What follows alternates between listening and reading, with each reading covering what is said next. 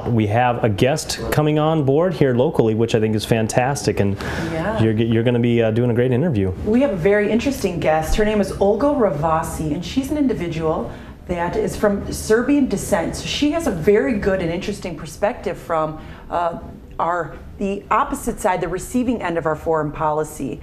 Olga, are you on the line with us? Absolutely. Dobro veče. That's a new Serbian terminology I heard, and I'd like to welcome you with that. Olga, you've done some pretty significant things with the Serbian community. You own, or you're a co-founder of the Serbian radio station in Chicago, correct? Yes. And you also have, you've done some profound things. You are a political analyst on that TV show, or on the radio station, with respects to our foreign policy and the relationships or the effects of that. Is that correct? Yes. Okay. And you're also working on a dissertation for your doctorate. Can you share a little bit about what that's about? Absolutely. Thank you again for having me. And I'm in the final stages of writing my doctoral dissertation. As some of you may imagine, it's a very tedious work. But I have completed all of my coursework, and as I said, just in the process of writing now. I am focusing on the U.S. foreign policy towards Serbia and Kosovo. Kosovo was a province of Serbia who in 2008 declared unilateral independence. After 1999 bombing of Serbia by NATO and U.S. forces in the operation called Allied Force and Merciful Angel.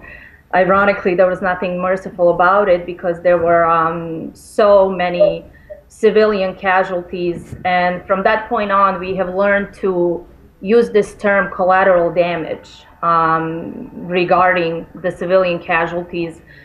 And I think at that point, the bombing of Yugoslavia and actually disintegration of Yugoslavia was almost a guinea pig and a practice ground for all other military actions that were to come afterwards. Iraq, Afghanistan, Libya, now we're looking into Syria, Iran.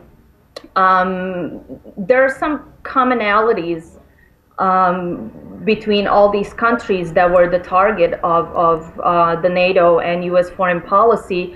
And what's interesting, and I think we are at that point, we have just found out actually that our military can't be sent to war without the congressional approval. When it came to bombing of Yugoslavia, there was actually no UN Security Council approval. So basically, NATO and the U.S. military at this point are free to go into action without approval from anybody, technically. So the Serbian community here, what's interesting to point out is that after our capital of Belgrade in Serbia, Chicago is actually our second capital. According to some estimates, there are about 350,000 Serbian people or people of Serbian descent in the Chicagoland, including Northwest Indiana and parts of Wisconsin. The Serbian community has obviously been very loyal to the United States. We have some prominent figures that have been a part of American culture as well. And what's important to point out that the Serbian people in this community are gathering behind Ron Paul, and I am a part of that group that is so willing to accept his views on foreign policy. These views that are non-interventionist, that are not militant.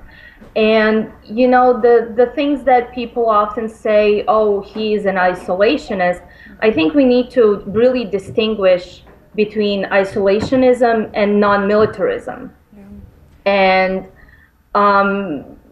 by talking to people, by using diplomacy, there is nothing that says isolationism about that. Olga, it is actually, yes. I'm sorry. We've seen a wave that, at least in the Middle East, that a lot of our movement, a lot of our conduct is in relation to natural resources, interests that we have here.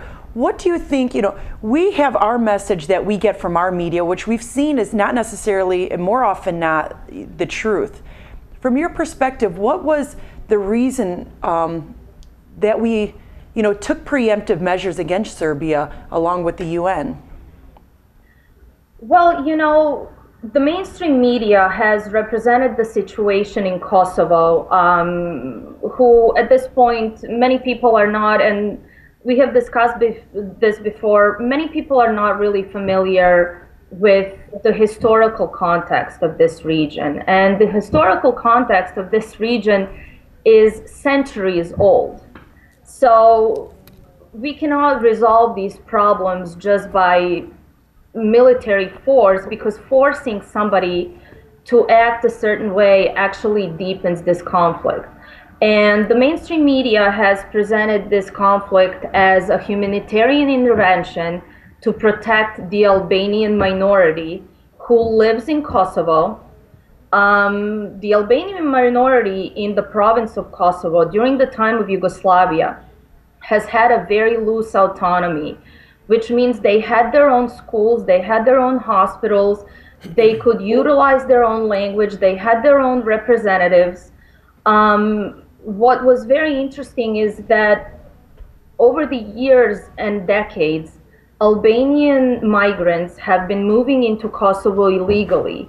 But at the time, the policies of Yugoslavia were that any child born on the territory of Yugoslavia automatically became a Serbian citizen or Yugoslavian citizen at the time.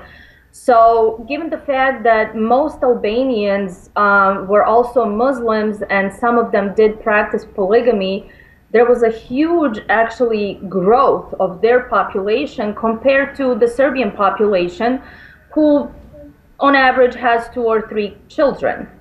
The migration of the Albanians and the force that they were using against the native Serbian population in the area contributed to the fact that many Serbian people over the years started fleeing their homes from Kosovo. Olga, this is Forrest speaking. I have a question for you. Saying that the large population of Serbians here in the Chicagoland area, obviously we have our primary election Tuesday the 20th. What can be done in this short order to engage that community, or what could we do to help you engage that community to go vote for Ron Paul on Tuesday? That's a very big block. Well, I think what the Serbian are definitely concerned with is our policies in the United States, domestic policies. I'm sure all of us are affected by the economics, but what many people don't realize is actually that our economics are very much tied into our foreign policy. And those two things are very important. People should not be ignorant of what we are doing across the ocean. I just wanted to go back to this point. The largest European military base was actually built in Kosovo. And because of everything that is happening within our financial system, and we quite frankly don't have the money anymore to support these large military bases all over the world, in 2013, the US military may be leaving Kosovo. So Serbian people are very much concerned with the domestic policies, the economic policies, that Ron Paul is very strong on, but they also have very strong ties to their homeland, and they are concerned about what is going to happen with their family and friends that are left over there, because after the bombing and after all of this had seemingly calmed down, what people don't realize is actually that this region is on the brink of another war. And there are new violent acts being committed from the Albanians basically on the daily basis through the KLA, which was at some point listed as a terrorist organization on the CIA list. So what we need to do, and what I know Ron Paul is very gracious about, was this support of non-interventionism and non-militarism, because Serbian people will never forget his friendship and his grace in 1999, when our families and our friends and our children were bombed into submission in order to allow an Albanian minority that has been involved in serious criminal activity, and there are serious allegations of even Al-Qaeda fighters and Al-Qaeda support in the Albanian community. There are serious allegations of drugs and weapon trafficking. In 2010, Dick Marty, who is a member of the European Council, brought up a huge report about organ trafficking in Albania and in Kosovo, from the Serbian people that were kidnapped and also Albanians that were not cooperating with KLA. So the Serbian community in Chicagoland and all over the United States will give their vote to Ron Paul because of his foreign policy. Well, I just want to add that the numbers that you told us relative to the Chicagoland area, that could swing a number of districts to send delegates if they show up to vote. For example, in my district alone, it's only going to take a few thousand votes to send delegates to the convention, and there's a few other districts like that as too. For example, Rick Santorum isn't even on the ballot in my district, and so it's a much tighter one. So whatever you could do or we could do to help encourage them to go out and vote on this Tuesday and pull the ticket for the Ron Paul delegates would be a tremendous help. I think we can work together. Serbian Radio Chicago is definitely open. We have been on the air for 16 years. We are the most prominent media in the Chicagoland. As I said, there's a big constituency here of the Serbian community.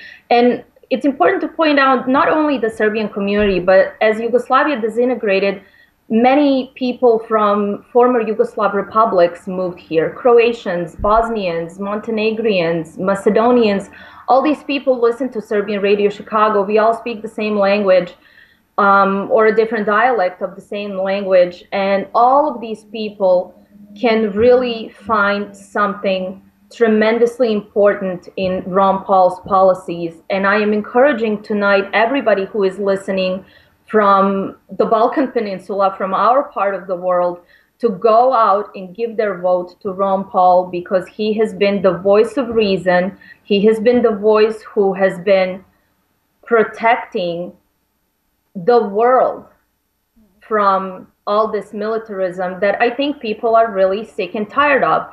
And what's really important to say also that President Obama has won the popular vote around the world. And I think Ron Paul can actually benefit from this, because if there was a poll taken around the world, if all these different countries could vote, I am certain they would vote for Ron Paul. And I think this is a really good point for him, because many people in different countries are recognizing that these policies are making us bankrupt, and these policies are killing civilians.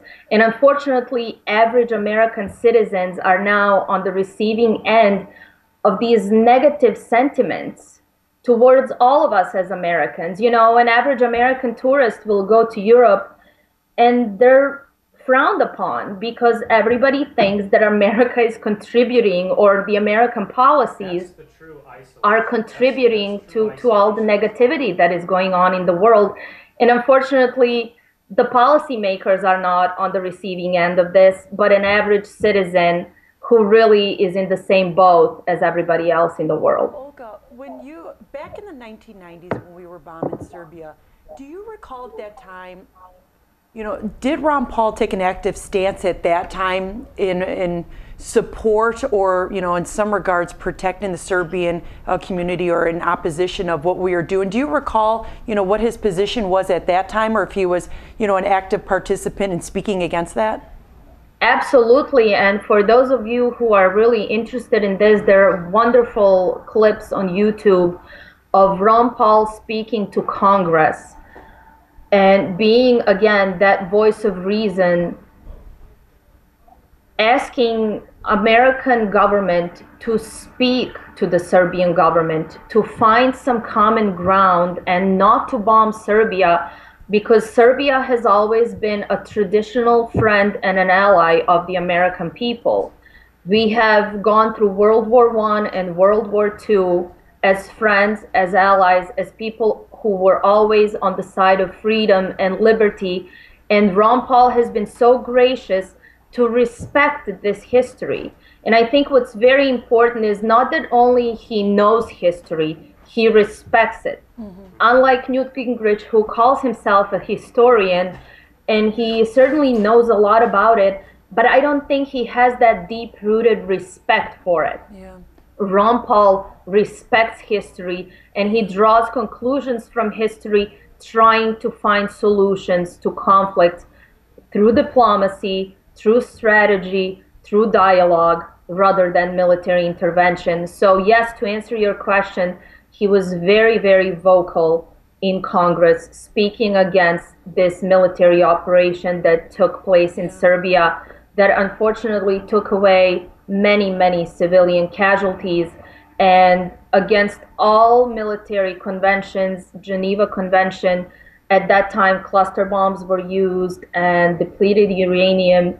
So there are many, many things that have gone on over the years. And as I said, even today, nobody mentioned this in the mainstream media, but the region is still on the brink of another conflict, simply because these things cannot be resolved by bombing somebody into submission. And it's such a treat to have you on, because oftentimes, and I'm sure you've experienced, and we're all Ron Paul supporters are starting to experience the bias of the media, and oftentimes we're not really hearing the truth. So it's such a treat to have you on to share some of the insight of the receiving end of our foreign policy and how really truly flawed it is, and how, you know, much of what Ron Paul says speaks truth. But, you know, for our viewers that are out there, where can they find out more truthful information about the conflict in Serbia, or what had gone on then, maybe some of the true historical, you know, components of what had gone on in the 90s to create such a, you know, a support base for Ron Paul in the Serbian community? Where can they learn some of this? Where can they find you, or where can they find your show, you know, so that they can listen more and learn some more about some of this true history? Well, Serbian Radio Chicago would be an excellent resource, and everybody could start there.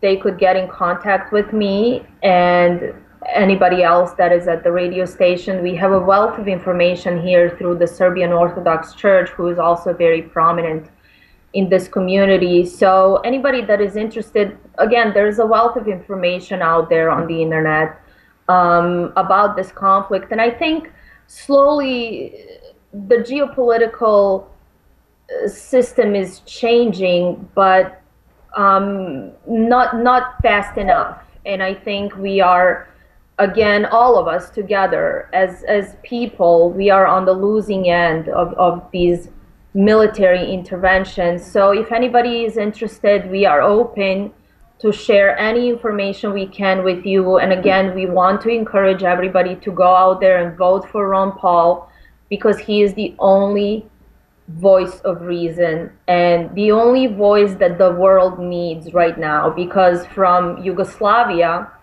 or Serbia, going into Libya, going into Afghanistan, going into Iraq, now we're talking about Syria, we're talking about Iran. The drums of war are drumming, but I don't think the support of the people is there. And it is very unfortunate that at this point it seems our government can go into war and commit our forces and our children to these conflicts that really are not supported by the American people. And at this point, if the Congress is not supporting the voice of the people, then what is the point? Yeah. Well, thank you very much for joining us tonight, Olga. We really appreciate your time and the support of your community. So thank you again, and we look forward to hopefully being on your radio show and getting some more Ron Paul support. Thank you so much for having me.